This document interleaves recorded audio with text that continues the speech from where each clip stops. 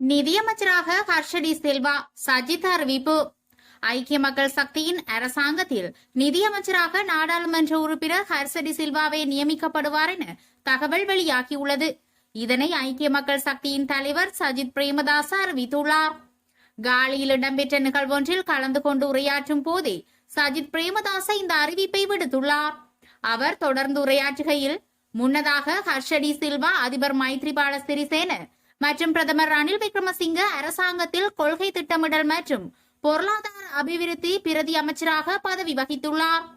இதன்போது நிதியமைச்சராக இருந்த மங்கள சமரவீரவின் திட்டங்களுக்கு ஹர்ஷடி சில்வா பெரிதும் துணையாக செயற்பட்டுள்ளார். மேலும் இந்தியாவின் உதவியுடன் உயிர்காக்கும் சுவசெரிய நோயாளர் காவு வண்டி சேவையை 2016 உருவாக்குவதில் முக்கிய பங்காற்றியுள்ளார் என குறிப்பிட்டுள்ளார். காவல்துறையினரால் தாக்கப்பட்ட 13 வயது பாடசாலை மாணவன் எழுந்துள்ள குற்றச்சாட்டு. 13 வயது பாடசாலை மாணவன் ஒருவன் காவல்துறை உத்தியோகத்தர்கள் குழுவினால் தாக்கப்பட்டதாக தெரிவித்துள்ளார். அத்துடன் தாக்குதலுக்குள்ளானதாக தெரிவிக்கப்படும் மாணவன் குருநாகல் போதனா வைத்தியசாலையில் சிகிச்சைக்காக அனுமதிக்கப்பட்டுள்ளார். சம்பவம் தொடர்பில் மாணவன் கூறுகையில், ஏர் டிரைபிள் மற்றும் கையடக்க தொலைபேசியை திருடிச் சென்றதாக கூறி காவல்துறையினர் தம்மை தாக்கியதாக மாணவர் தெரிவித்துள்ளார்.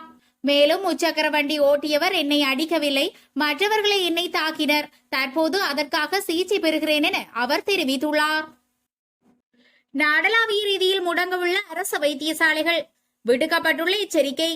நாட்டில் உள்ள அனைத்து அரசு வைத்தியசாலைகளிலும் எதிர்வரும் 22ஆம் தேதிக்கு பின்னர் ஒன்றிணைந்த பணி புறக்கணிப்பு போராட்டம் முன்னெடுக்கப்பட உள்ளதாக சுகாதார தொழிற்சங்கங்கள் தெரிவித்துள்ளன.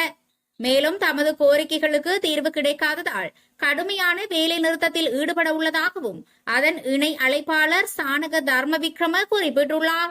அத்துடன் ஊவா மாகாணத்தில் 20ஆம் தேதியும் மேல் மாகாணத்தில் 21ஆம் தேதியும் மாகாண மட்டத்தில் பணி புறக்கணிப்பு போராட்டம் முன்னெடுக்கப்படும் என்றும் அவர் தெரிவித்தார்.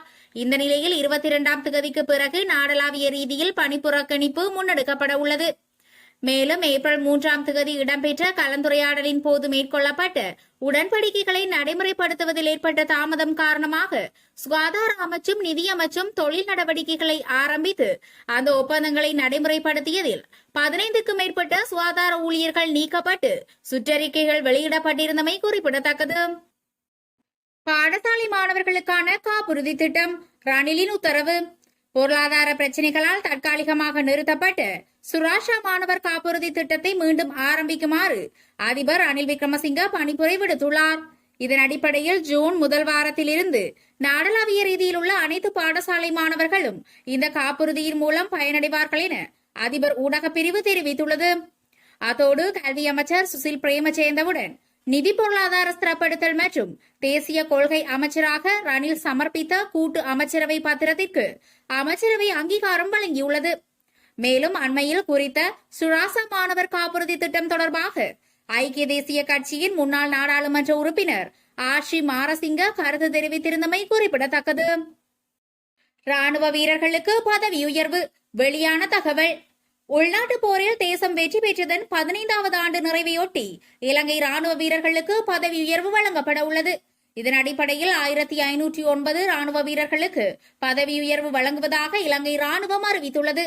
இந்த நிலையில் பதவி உயர்வுகளில் 114 அதிகாரிகள் மற்றும் 1395 பேர் இதர தரவரிசைகளில் அடங்குவதுடன் அவர்கள் அனைவரும் அந்தந்த பதவிகளுக்குள் அடுத்த நிலைக்கு முன்னேறுவதாக தெரிவிக்கப்பட்டுள்ளது. மேலும் அதிபர் ரணில் விக்ரமசிங்கவின் அனுமதியுடன் ராணுவ தளபதி லெப்டினன்ட் ஜெனரல் விக்கும் லியனகேவினால் இந்த பதவி உயர்வுகள் அங்கீகரிக்கப்பட்டுள்ளமை குறிப்பிடத்தக்கது. தமிழ் பொது வேட்பாளர் குறித்து சம்பந்தனின் நிலைப்பாடு வெளியான தகவல்.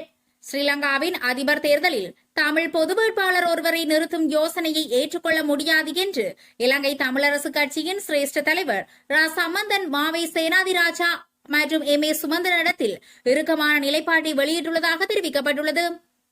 இது தொடர்பில் கருத்து வெளியிட்ட எம் ஏ சுமந்திரன், சம்பந்தன் ஐயாவை நேரில் ஒரு தடவை சந்தித்திருந்தேன். அதன் பின்னர் அவர் தொலைபேசி வாயிலாக உரையாடியிருந்தார். இந்நிலையில் அவர் தேர்தலில் தமிழர்கள் சார்பில் பொது வேட்பாளர் ஒருவரை நிறுத்துவது சம்பந்தமாக 3 விடயங்களை சுட்டிக்காட்டினார். முதலாவதாக, நாங்கள் தொடர்ச்சியாக தமிழர்கள் சார்பில் பொது வேட்பாளர் ஒருவரை களமிறக்குவதில்லை என்ற நிலைப்பாட்டில் இருந்து வருவதோடு ஐக்கிய இலங்கைக்குள் தீர்வினை பெற்றுக் கொள்வதற்கான முயற்சிகளை முன்னெடுத்து வருகிறோம். அதேபோன்று இரண்டாவதாக, பொது வேட்பாளர் விவகாரம் ஒஸ்லோ உடன்பாட்டை மீறுவதாக அமையும். ஏனென்றால் ஒஸ்லோ உடன்பாட்டில் இலங்கை அரசாங்கம் சமஷ்டி அடிப்படையிலான பேச்சுக்கு தயாரின்றி கூறியுள்ளது. ஆகவே பொது வேட்பாளர் ஒருவரை களமிறக்குவதன் ஊடாக அந்த ஒப்பந்தத்தினை தூக்கி எறிந்து செயற்பட முடியாது.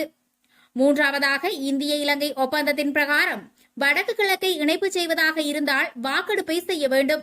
எனினும் அவ்வாறு வாக்கெடுப்பை செய்வதாக இருந்தால் ஹல்லோயா திட்டம் உள்ளிட்ட காலத்தில் மேற்கொள்ளப்பட்ட குடியேற்றங்கள் அகற்றப்பட வேண்டும். ஆகவே கிழக்கு மாகாணத்தில் வெளியேற்றப்பட்டவர்கள் மீள குடியேற்றப்பட்டதன் பின்னரே வாக்கெடுப்பை நடத்த முடியும். அவ்விதமான சந்தர்ப்பங்களை விடுத்து பொது வேட்பாளர் தெரிவுக்கு செல்வதை ஏற்றுக்கொள்ள முடியாது என்று குறிப்பிட்டார். அத்துடன் தனது நிலைப்பாட்டினை மாவை சேனாதிராஜாவிற்கும் தெரியப்படுத்தியுள்ளதாகவும் சுமந்திரன் தெரிவித்துள்ளமை குறிப்பிடத்தக்கது. அதிகாலை நடந்த பயங்கரம். ஒரே குடும்பத்தைச் சேர்ந்த 3 படுகொலை. குருநாகலில் ஒரே குடும்பத்தைச் சேர்ந்த 3 பேர் படுகொலை செய்யப்பட்டுள்ளதாக காவல்துறையினர் தெரிவித்துள்ளனர். இக்கொடூர சம்பவம் குருநாகல் மீரிகம மாலத்தெனிய நாள பிரதேசத்தில் இன்று அதிகாலை இடம்பெற்றுள்ளது. இந்த கொலைகளை 42 வயதுடைய ஒருவரை செய்துள்ளதாக காவல்துறையினர் தெரிவித்தனர். குறித்த சம்பவம் தொடர்பில் மேலும் தெரிய வருகையில், இன்று அதிகாலை மிதிவண்டியில் பயணித்த நபரை சோதனையிட்ட காவல்துறையினர் அவரிடமிருந்து சுமார் 3 லட்சம் ரூபாய் பணம் மற்றும் தங்க நகைகளை கைப்பற்றியுள்ளனர். இதன் அடிப்படையில் சந்தேக நபரை கைது செய்த காவல்துறையினர் அவரிடமிருந்த கடிதங்களை பரிசோதித்த போது கொலை சம்பவம் தொடர்பில் தெரிய வந்துள்ளதாகவும் போலீசார் குறிப்பிட்டுள்ளனர். 80 வயதான தந்தை, 77 வயதான தாய் மற்றும் 42 வயதான மகன் ஆகியோரை இவ்வாறு படுகொலை செய்யப்பட்டுள்ளனர். இந்நிலையில் சம்பவம் தொடர்பில் மேலதிக விசாரணைகளை காவல்துறையினர் மேற்கொண்டு வருகின்றனர். பாலியில் எலான் மஸ்கை சந்தித்த ரணில். பாலியில் எலான் மஸ்குடன் அதிபர் ரணில் விக்ரமசிங்க சந்திப்பு ஒன்றை மேற்கொண்டுள்ளார். குறித்த சந்திப்பின் போது ஸ்டார்லிங் நெட்வொர்க்குடன் இலங்கை இணைக்கப்பட்டுள்ளது குறித்து பேசப்பட்டதாக தகவல் வெளியாகியுள்ளது.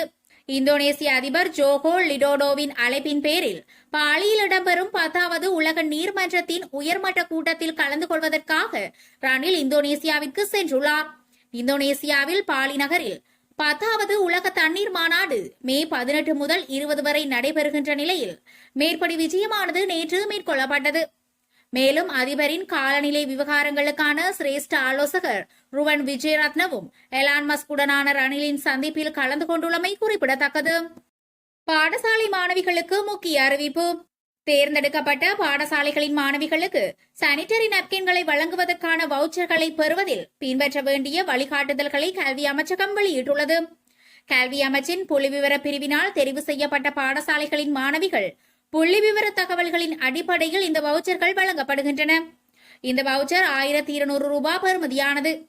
தலா 600 ரூபாய் வீதம் 2 தவணைகளாக பெற்றுக்கொள்வதாகவும் அமைச்சு தெரிவித்துள்ளது. கல்வி அமைச்சின் கீழ் பதிவு செய்யப்பட்டுள்ள வர்த்தகர்களால் மாத்திரம் பிரத்யேகமாக தயாரிக்கப்பட்ட கணனி மென்பொருள் பயன்பாட்டினால் பரிசு வவுச்சர்களுக்கான சானிட்டரி நாப்கின்கள் வழங்கப்படும். வவுச்சர்கள் மாகாண பணிப்பாளர், வலய கல்வி பணிப்பாளர் மற்றும் பிரதேச கல்வி பணிப்பாளர் ஆகியோரின் சரிபார்ப்பு நடவடிக்கைகளுக்கு உட்படுத்தப்படும். சானிட்டரி நாப்கின்கள் தேர்ந்தெடுக்கப்பட்ட பள்ளிகளின் தலைமை ஆசிரியர்களிடம் ஒப்படைக்கப்படும். பின்னர் அவை வகுப்பு ஆசிரியர்களுக்கு விநியோகிக்கப்படும். பள்ளியால் பெறப்பட்ட அனைத்து பரிசு வவுச்சர்களின் பின்புறம் ஒதுக்கப்பட்ட இடத்தில் அதிபரின் அதிகாரப்பூர்வ முத்திரை பதிக்கப்பட வேண்டும் என்று அமைச்சகம் குறிப்பிட்டுள்ளது. வவுச்சரில் குறிப்பிடப்பட்டுள்ள காலத்திற்குள் சானிட்டரி நாப்கின்களை வாங்குமாறு மாணவர்களுக்கு தெரிவிக்குமாறு அதிபர்களுக்கு அமைச்சு உத்தரவிட்டுள்ளது.